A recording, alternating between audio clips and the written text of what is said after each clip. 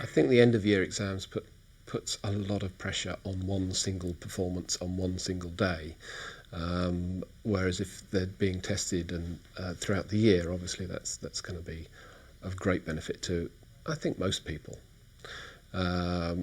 What we find though is the statistics that we find coming out of the schools are how many pupils have got through the exam, but the real issues, I think, are how many of those pupils are enthused enough to go on to take A-level.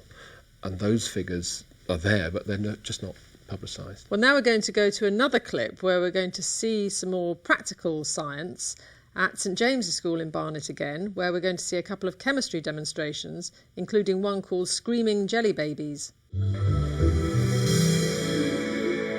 I think out of all of the experiments, the most successful one is the thermic reaction, because we found a perfect recipe, if you like.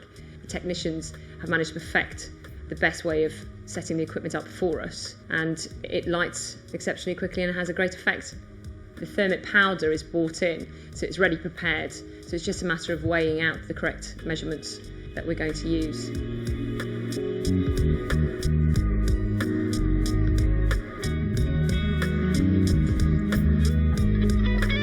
Let's try it feet first this time.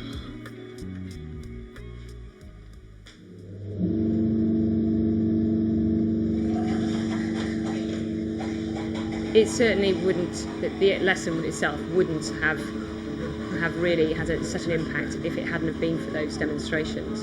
And the poor little jelly baby is smoking, howling. They wouldn't have been able to do those bench top, and it's good fun to round off topics.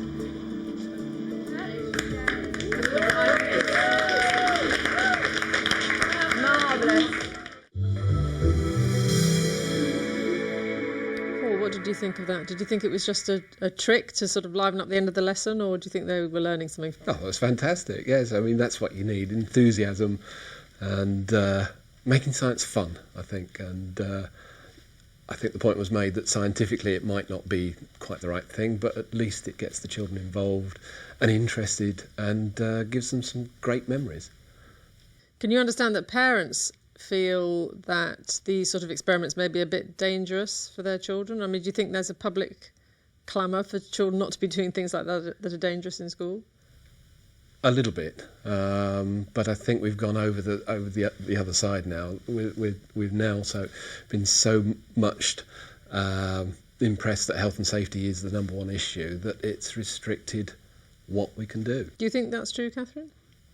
I think, as demonstrated in the clip, that if enough preparation's been done in advance with the technician and the science teacher doing the experiments, that they're happy with it, then I think there should be no reason why they can't do these more exciting experiments for the children. As they said, it wasn't the sort of thing that the children could do at their own desktop, but I don't think that there should be a reason why they can't have more exciting experiments, as I say, in a controlled environment. Do you think this is a business of trust between schools and parents, Christine? I think it's beyond that. I mean, there is obviously, parents do need to feel that they can trust the schools, but there is all sorts of other legislation that steers the way in which practical work is done.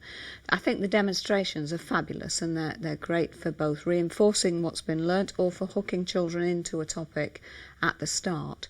There isn't a substitution, though, as far as the children are concerned, for doing the experiments themselves, because a demonstration like that gets them very, very fired up, very enthusiastic. They want to get their hands on materials, so we have to be very creative about finding practicals that they can still do for themselves. But Paul, do you think, you talked earlier about the supply of science graduates into industry and the UK PLC generally. Do you think this health and safety issue is something that young people need to be trained about if they're not going to be doing it in school? They do need to be trained about, because health and safety aspects have perhaps come more into play in industry in recent years than perhaps in schools.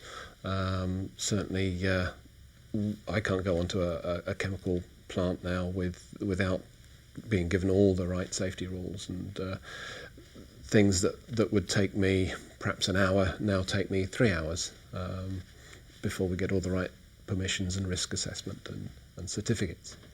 So it has an impact throughout life, I think, really. Will the health and safety aspect be part of the new curriculum, do you think? Yes, the new curriculum is really designed to get children to think about how science operates in everyday life, and certainly thinking about operating safely is a very important part of that. Do you feel, Catherine, that you have the knowledge you need about the science curriculum as it stands at the moment? Do you feel you understand how the children progress, what they're going to be learning, and what the point of it is for them? There are occasions during the school year where we have science evenings and parents can go along and are informed of what's going on. But I think, as with all things, you glean what you can from the children. Parents, I don't think, have the time to take on board exactly what's going on in the classroom, and as long as they're informed by the school how the child is progressing, I think that's mainly what they're concerned about, that, you know, your child is progressing according to your expectations and enjoying it. And if your child's enjoying the subject, then that's the main thing. Well, I think enjoyment is very important. And now we're going to go to another very inspiring clip from a school, Ridlington School in Somerset, and Simon Pugh-Jones, who is a teacher with a passion for orchids. You're surrounded by probably several million rare tropical orchids. Several million? Several million. In these jars? Okay, yeah. I mean, if you take some of them, here we are. Well, this is the stage we sell them at, so you're talking about 8 or 10 in that jar. But if you look at a jar that's germinating, this one was sown about 2 weeks ago and is just beginning to germinate in here now. We sold a whole seed pod of these. That's likely to be over 1 million seeds. Well, what I'm doing here is moving the orchid seedlings, as you can see here, onto the next stage of growth. And so all we have in here is extra chemicals and nutrients which they need to continue growing. It's just fun. It depends what you're working with. If you're working with something that's really boring, yeah, it isn't much fun. But if it's something that's quite interesting, something you haven't worked with before, it can be quite nice. Like what? Well, if it's a rare orchid, so you've got this rare orchid in a jar, which if you make one mistake, you can sort of destroy it and then no one else will be able to have it. So it can be a bit scary, but I'm doing all right so far. The school is a pioneer of conservation enterprise and runs a business called STEM Labs. The seeds of endangered species are sent here from remote areas of South America and India. Ridlington School grows them into seedlings and then sends them back, or sells them and passes on the profits. The plants not returned or sold end up here, in one of 4 greenhouses. We start off in the warm end. So you are surrounded now by lowland tropical rainforest. So we're talking about Brazil, and we're talking about Southeast Asia. If we find a few examples, well, here we are. This is Sophronitis coccinea. Now, you see, this is a plant we've seen in the wild in Brazil on one of our trips there, and we've been able to photograph this being pollinated by hummingbirds. And nobody had actually done that before. Everyone guessed it was hummingbird pollinated because of the structure of the plant and whatever. But until you actually go there and can be there with a camera at the right time and see it going in, you can get all those fantastic science things coming out of what is real plants. So we're rather fans of the species. So, Paul, another example of amazingly inspiring science activity and teaching in a school. Why is it, do you think, that so many kids are turned off science, as you've rightly pointed out, from quite a young age? I think it's active involvement. I mean, clearly a pioneering project like this one highlights what can be done within the school. But the pupils need to be involved. They need to feel that it's part of what they do rather than part of what they learn. Would you go to your school then and ask that they could do something like this? I mean, would you take away from this the idea that you might want to see your own children's school doing more active science? Possibly. Clearly, this is a project that's grown and grown and grown over many years. But the key thing is enthusiastic teachers. That's what we're after. If they've got the enthusiasm to exchange that knowledge that they have and get the pupils involved in what they do, the pupils themselves will take it on from there. So, Christine, it's a chicken and egg situation. We don't get the enthusiastic teachers until we keep the children learning science. That's right. That's right. And it is the absolute key, because if you lose their interest, if you can't keep them motivated, it's very, very difficult then to recapture it later, often when the science gets harder for them to study.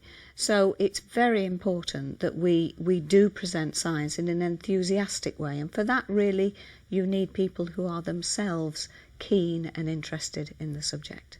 Catherine, what did you think about the link with business and enterprise? In the end, they were running a little business there, weren't they? Yes, I mean, it was fascinating. You ended up having a sort of total cross-curricular activity, really, because you'd be involving maths and business studies and marketing. And so what started off as a science project ends up covering, a whole area of the curriculum. But it took one inspirational person to set it up. And that's what you hope, that every school will have its inspirational science teacher. There is a lot of talk now about making a more flexible curriculum. Do you think it would matter if children stop learning science at 14, if they wanted to? Would that bother you?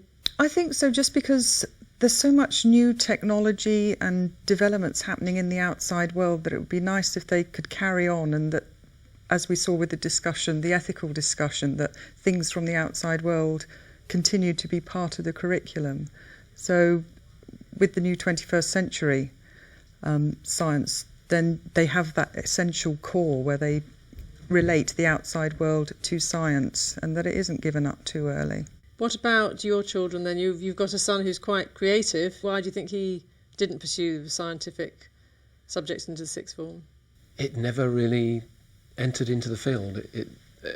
I think he was never enthusiastic about the scientific aspects of things. So it really didn't crop up at all. He doesn't link it with the creativity then, which we've seen, of course, can be done in these clips. No, it didn't. And your son is more scientific? He's more all-round, really. He likes the languages as well as the sciences. He's got a more mathematical brain, I'd say, which perhaps, helps with the sciences.